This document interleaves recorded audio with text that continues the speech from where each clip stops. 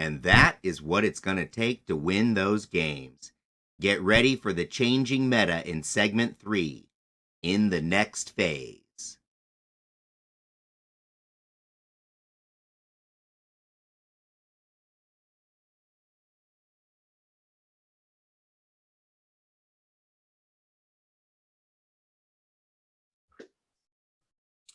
All right. Thanks for joining us for segment 3 in your next phase podcast from the In Your Phase Network. I am Ben. With me today, Tom from Old Town Throwdown and LVO, SoCal Open, and all the big, great Lone Star Open, some great events.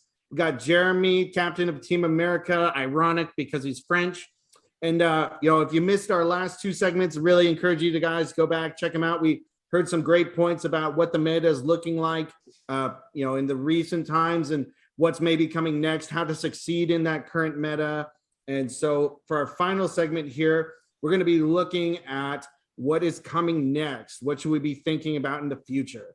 So I'm going to start off with Jeremy. What do you think is coming as far as new armies and units? Sure. We know for a fact Fire Slayers are coming out soon, and I got to talk about Fire Slayers because that's what I won ITC with.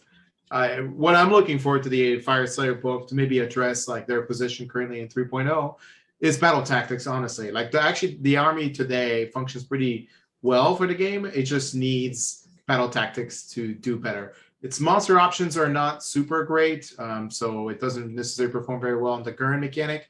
But also the battle tactic options for it are limited because they're not necessarily an army that gets across the board very effectively without making some major like design changes. So what ends up happening is the army tends to be lackluster in the battle tactics phase. And since its monsters are not exactly great either, nothing to write home about, they don't get to necessarily get bonus points, but they seem to give up bonus points more than anything. But I think the new priest model they came out for Firestar is actually a very interesting character because he's very cheap. He's a priest, which is actually, if you're outside of the Order's allegiance, you don't get any priest, basically, for the most part, unless you're Khorne, I think. I think Khorne is the only other army at this point that gets priest keywords. And sorry, what? Slaves. Oh, slaves. Oh, that's right, the War Shrine. And Skaven. The Plague Priest, right? The Plague Priest? Yes. Okay. So thank you, Tom, for correcting me and being a great host and snubbing that right into my face. But the point is, there's very few armies outside of Order that have priest keywords, so it's always nice to have an 80-point priest. His mechanic is pretty decent. It's not necessarily something I would say like you would weigh very heavily, but having access to like, let's say, Curse on an 80-point War Scroll is pretty good. Like it's not this, I feel like he's going to be a pretty important model inside the army. Will it change the meta? I don't know. It'll be hard to tell because currently Fireslayers tend to play very much the same way most armies play 3.0. The difference is that they tend to lack an ability to score points, and they don't necessarily have monsters that necessarily dominate the game. But honestly, like I mentioned earlier, if they fix the battle tactics, then you're probably going to see a lot of Hearthguard Berserkers. You're probably going to see a lot of Auric Hearthguards. Since they got a pretty good upgrade in the new War Scroll. And for context, what the upgrade is every time they do a wound to an enemy monster, they basically get to reduce, I believe, their movement speed by 1 inch up to a certain max, if I remember correctly. So it can really punish things like, Kragnos. No Kubo. John, your mic's on. So unsurprisingly, Jeremy had a lot of thoughts about his favorite Fire Slayers, but now that he's had to take a breath, I'm very curious to hear your thoughts, Tom. Fuck you. Well, I mean, along with Fire Slayers, we're going to get the IDK, the Idoneth Deepkin book. It looks, I'm not an IDK player. I don't know much about IDK, but it looks like they're going more into, they're boosting the foot soldiers, the thralls, and the Navati.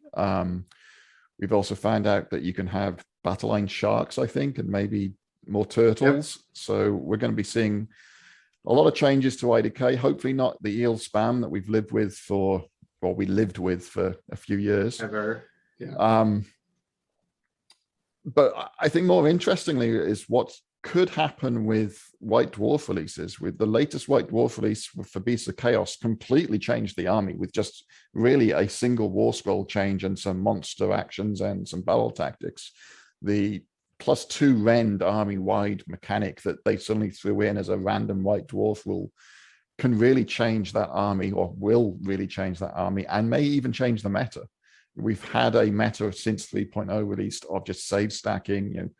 Stormcast can easily get to a 2+ save or 1+ save in some cases. But okay, Beasts of Chaos come in with 4 rend, 5 rend, 7 rend sometimes, and just say, you take your save stacking and I don't care. So just a single White Dwarf release has the ability, they've shown, to actually have a dent on the meta. And we just don't know what's coming.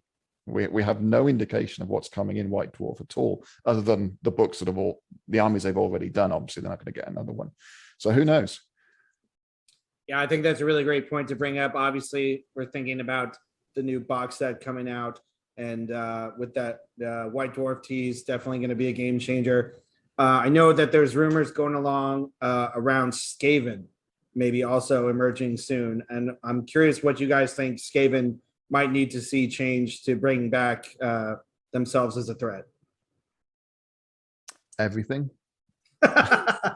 Yeah, I was gonna say, yeah, it's gonna come down to like a fundamental army allegiance mechanic change and then battle tactics, right? Like it's gonna come down. Well, there's also the timing issue. We don't know exactly when Skaven will be released. It's in the summer sometime, alongside Sylvaneth is what we believe. But is that alongside a GHB or just after a GHB or around the same time as a GHB? And if the GHB comes out, it could completely change. We're no longer in Gur. Yeah. The battle tactics change. The grand strategies change. So that, just the simple GHB can change the meta dramatically. And then who knows what Skaven will be good at. It may be that if Skaven comes out 1 month before the GHB, they suck during that 1 month. But as soon as the new GHB comes out, we're all like, oh, now I understand. And Skaven are good. Or same with Sylvaneth. I'm under the illusion that the next realm, the range GHB, is participating in Ish, because that's what the Deepkin and Fireslayer box is playing into. Since the Iron Jaws and Stormcast box was inside Gur. Yep. So I'm assuming they're predating their like GHB releases of a box set, basically. And do you want to take any stabs in the dark as to what that would mean for a rule set? I would probably we would be stepping away from a monster meta into wizard meta if it's Ish. Yep. That's what my guess would be. That makes sense. My Khorne army is very excited about that idea. I can only imagine. So if we continue to speculate then about a shifting meta, potentially very magic wizard heavy, do you think we'll see then comebacks for things like Tzeentch, even other factions, like bring back Chaos Demons even further? I mean, if I'm going to speculate that far out, sure. No, I mean, like if I want to add like some point of like interest, it's like none of those armies are necessarily punished. Like just because you're playing the monster heavy army today per se, you're not necessarily punished by having a wizard mechanic, right? Because all of a sudden your monsters are no longer giving up bonus points, and they're not necessarily getting bonus points either, but they might still be good at scoring battle tactics, period. So because we don't know what the battle tactics for Ish is. So dragons might get penalized a little bit because the dragon armies don't typically are masters of magic. But it was just funny I say that because most of the command traits they take in those armies are master magic. But the point is that they might not be per se scoring bonus points, but they're also not losing necessarily extra points. So who knows? It really comes down to battle tactics for Ish.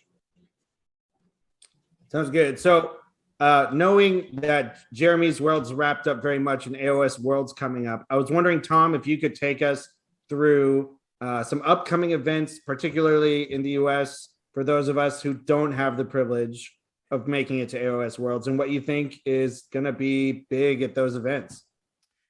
So as I mentioned in the last phase, we have the Old Town Throwdown, which I guess by the time that this podcast is released will have just happened. But for us, it's coming up next weekend. There's also the Cherokee Open, which is a frontline gaming event over on the East Coast. We have Mortal March tournament coming up in Arizona in March, which I will be attending. Very much looking forward to that. James, the TO there, is a fantastic TO, so that's going to be a really well-run event. And then I guess there's a Bay Area Open coming up in May, maybe, but I could be completely wrong. KublaCon. Yep. And I hope to attend that as well. So I'm looking forward to that. Our dear, I know for the Bay Area Open, our dear friend and editor in the pod, John, will be running that event. And I was just going to say that the TO there's not as good, unfortunately. But it's not as good, but stand up guy. Better looking. We'll go with that. Ages well, like fine wine. Yeah. Well, so I'm curious. I would like just one quick closing thought from you guys. If I was planning on starting a new army, what would I be thinking of doing next? So I'm going to take it from the non-competitive. I play Khorne. I play Khorne because I love the big bloodthirsters. They're the least competitive army right now. So I just always say to people, play what you enjoy. Play what's fun for you. Don't chase the meta. But if you were to be a meta chaser, then I can't think of anyone better than Jeremy to answer that. And I like that. I love that question was asked by Ben, because he asked me literally in a personal setting, what would be the next army I would recommend him to play. And I told him Tzeentch, mostly because I like to make people play very, very different armies so they can learn a new skill throughout their experience. So if you're already playing competitive AOS and you're trying to figure out what your next army should be, think outside the box, outside your comfort zone. Don't pick something that plays similar play style as we're playing now. It might not be the most competitive army today, but it could definitely will be the most competitive army 6 months later, especially if you know how to play it well.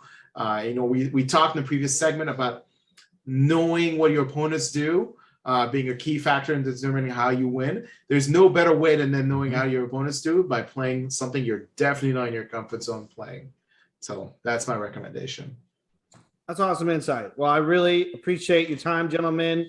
Wish you the best with both of your big events coming up.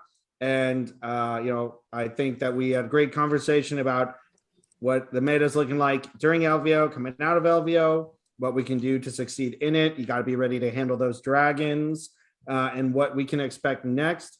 And if you're eager to hear those other thoughts, go back and check out our other segments. And thanks for listening to the In Your Phase Network. And we'll see you in the next phase in the next episode.